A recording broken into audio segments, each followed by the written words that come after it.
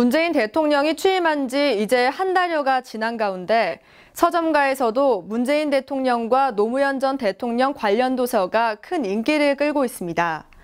박근혜 전 대통령의 탄핵과 문재인 대통령이 당선되는 과정에서 노무현 전 대통령에 대한 재평가가 이뤄졌다는 분석인데요.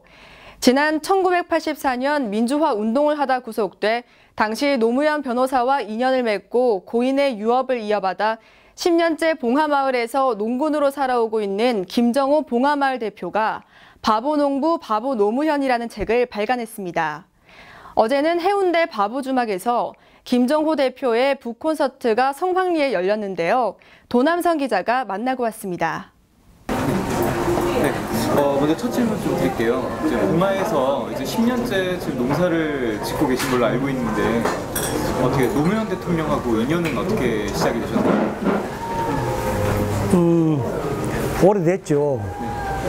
봉하에서 농사 짓는 거는 제가 대통령 모시고 내려와서 10년째 지은 거고 85년도까지 올라가서 30년 정도 인연이 됐습니다. 학생운동하다가 구속됐었고 그래서 변호사와 피고인으로 만났죠. 그렇게 됐죠. 그 청와대 시절에서도 많은 인연이 깊었던 걸로 알고 있는데. 네.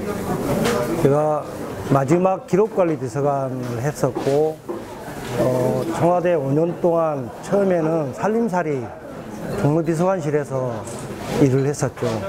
그게 5년, 또 봉하마을에서 10년, 총 15년 동안 가까이서 모셨습니다. 아니 그게 그 수십 년간 노무현 대통령을 곁에서 함께 했는데 어떻던가요? 노무현 대통령은 어떤 사람이었어요? 한마디로 딱 잘라서 말하기는 참 그렇는데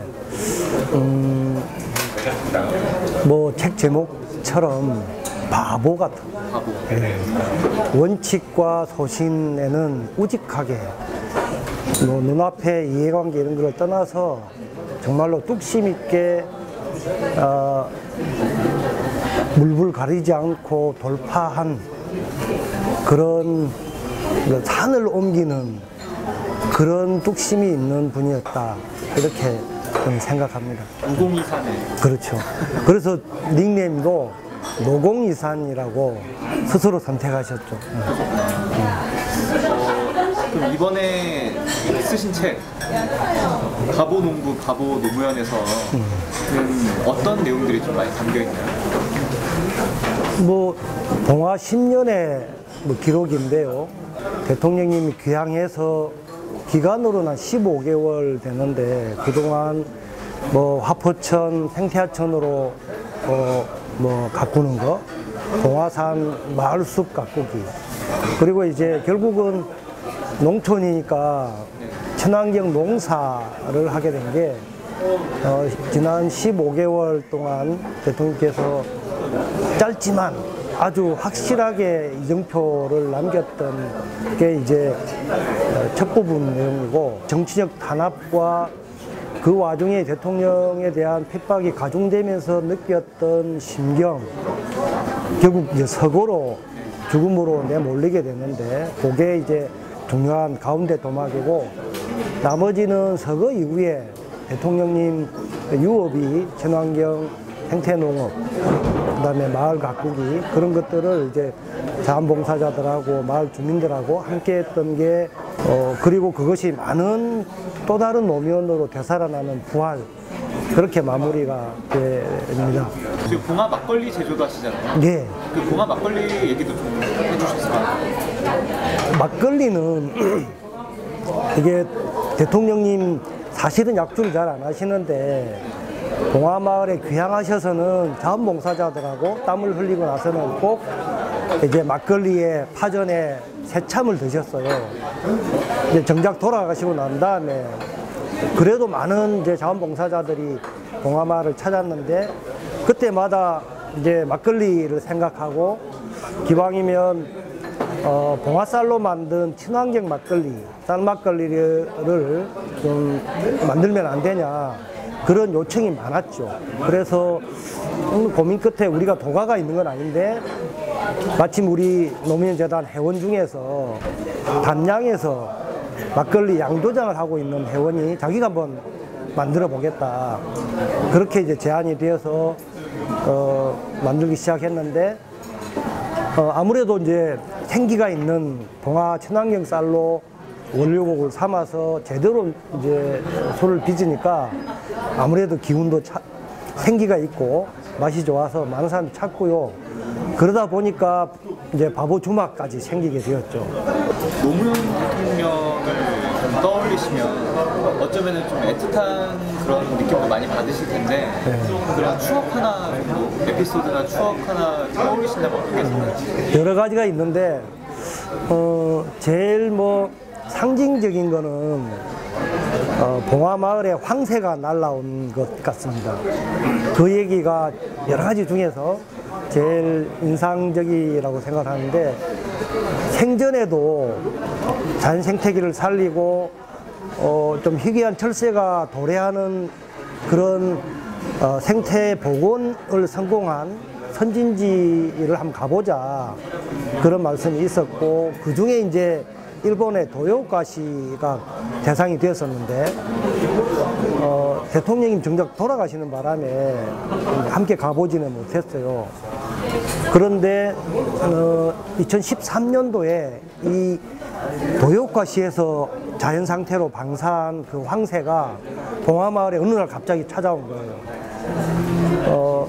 우리가 가보자 했던 건데 정작 그 황새가 봉화마을로 날아든 거는 그만큼 봉화마을의 생태계가 되살아나고 어쩌면 그 황새가 여기까지 찾아온 데는 보이지 않는 노무현 대통령의 인도가 있지 않았을까 그런 의미를 부여할 정도로 굉장히 봉화마을이 친환경 생태 농업을 기반으로 화포천 섭지나 우리 봉화들판이 생명이 환경이 되살아났기 때문이라고 보고 매년 그 황새가 봉화마을을 찾고 있거든요. 자랑할 만하고 어쩌 보면 그게 우리 봉화마을 생태계의 현주소를 보여주는 단적인 사례다. 저희들은 자랑스럽게 생각하고 그렇습니다. 노무현 대통령하고 또 지금 현재 대통령, 문재인 대통령하고 이게 같이 제가 알기로 같이 근무하신 걸로 알고 있어요. 예. 그때 관계는 어땠나요? 노무현 대통령은 문재인 전 대통령을 노무현의 친구 문재인이 아니라 문재인의 친구 노무현이다. 그렇게 말씀하실 정도로 후배지만 굉장히 존경하고 정말 높이 평가했습니다. 반면에 문재인 대통령께서는 어찌 보면 노무현 대통령의 못다 이룬 꿈, 그 안타까움 때문에 어찌 보면 제일 경계했던 정치인의 길로 나섰고 그 꿈을 잇기 위해서, 실현하기 위해서 또 정치인이 되었고 당선되어서 그 꿈을 잘 실현시켜 갈 것이다. 그렇게 기대하고요. 끝으로 그 바보 노무현 책을 읽을 독자들에게 한 말씀 부탁드리겠습니다. 뭐 노무현 대통령이 귀향해서 생전에 정말 섬광처럼 15개월의 짧은 삶이지만 평소 때 당신이 가졌던 그런 꿈과 정신 이런 것들이 유감없이 다 쏟아부었다고 생각하거든요. 이제 그런 기록을 우리 회원들이 이제 제 기록 책을 통해서 노무현 대통령을 한번 새롭게 만나고 아 이런 면도 있었구나 좀 그렇게 좀 뜻깊은 되새김이 되었으면 좋겠고요. 이런 봉화에서의 그 생태농업, 생태마을 가꾸기가 비단 거기서 그치는 것이 아니고 우리 농민들 농촌이 어렵거든요. 다른 지역에도 이렇게 이런 모범이 확산되고 또 함께 해 주었으면 좋겠다. 그런 바람이 있습니다. 네, 오늘 말씀 감사합니다. 아, 예.